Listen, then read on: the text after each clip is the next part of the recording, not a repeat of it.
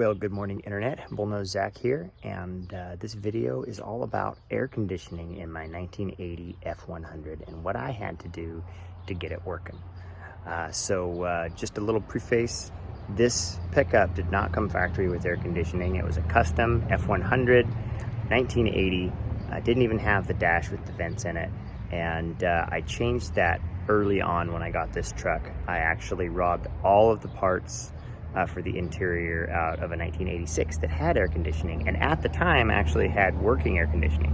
But back then I didn't know anybody that had any of the vacuum pumps, any of the machines to do any AC work, and I was just a teenager. So I basically just disconnected everything and got rid of the pump, and I did keep a couple of parts in there, but I got rid of the bracket for the pump, got it out of the way, and all that kind of stuff. Well, here it is 15 years later, and I finally got air conditioning to work in this truck again, and I'm going to show you what all I had to do to get it to work.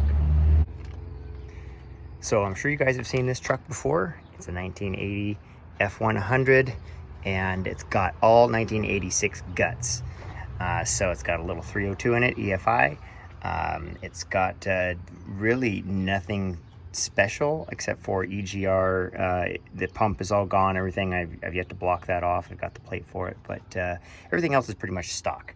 I did this aftermarket intake down here, just a little free flowing, get rid of the box up there. But other than that, nothing fancy. It's not souped up or anything. It's just a good running motor. So to start with, what I had to do is find the bracket.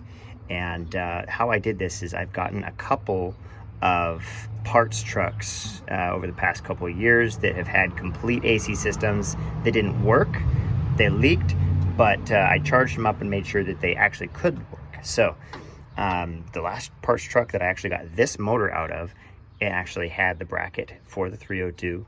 It had the working AC pump, and so I robbed those off of there. I was able to find this connector. It was buried down inside there. It had been in the wheel well for 15 years and was still working, so I was able to route that back up here. The next thing that I had to do was replace the receiver dryer, which I actually had an AC guy. He replaced that for me, and the reason being, those are usually the first thing to go bad because they have stuff inside that dries up and it cracks and it just doesn't work anymore. So it's always a good idea, if you're going to try to get this AC stuff going again, to replace that. And that's what I was told, and so he just replaced it. Next thing I had to do was we tried to charge it, and the condenser, or the evaporator I should say, that's inside here, which takes the cold air and shoves it into the cab, was leaking as well. And so I had to take that apart, and luckily I had a spare one that didn't leak, and so I was able to just switch it out and install that. I had robbed all of the lines off of a parts truck. As you can see, it's an old original line there, original line here, up to the condenser, which I robbed out of the truck. It's inside there. It was in good enough shape. I basically just put everything together and took it to my friend. He went through every connection, replaced every O-ring, and then after that he was able to put some solvent through the entire system and flush it out with an air compressor, and got it all cleared out. The next thing was to pull vacuum on it to test it, and that's how we found out that that was bad, is it wouldn't hold vacuum. So once changed that, it held vacuum. He was able to charge it up and put the proper amount of R134 in it, which, as you know, in 86 they had R12. The only difference is, yeah, they don't mix. You got to completely evacuate one to put the other one in, and also the fittings. And as you can see, we've got a fitting adapter right there that adapts it to the connection for the R134.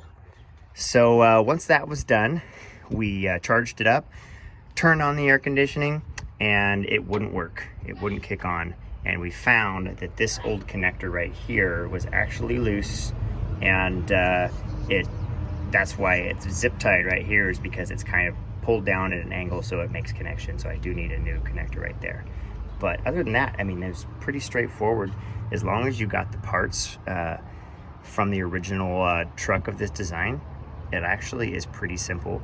The guy that knows air conditioning a lot better than I do, he did a great job.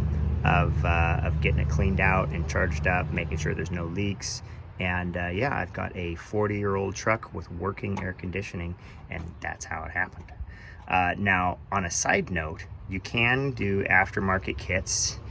Vintage air conditioning, I know, is one company that does it. But another side note is that Bronco right there has an aftermarket kit that was installed from the dealership, and it's a little bit different. It had vents cut in the dash, and then it has a complete, basically this box right here is in the dash, underneath the dash pad, stuffed in there, all the guts for it. And it's got a secondary fan for the air conditioning system. And it's all still there except for the pump and the receiver dryer, and the condenser is gone. I do have spare condenser, and the receiver dryers are fairly inexpensive, especially the inline ones. I could get that thing working. All I need, I think the only part I don't have is the bracket for the air conditioning pump for a 351. And so we'll see if that happens down the road. It's more of a winter truck, so I don't think so. But that's a quick rundown of how I got AC in this 1980 F100. Hope you guys stay cool, maybe get some AC going in yours.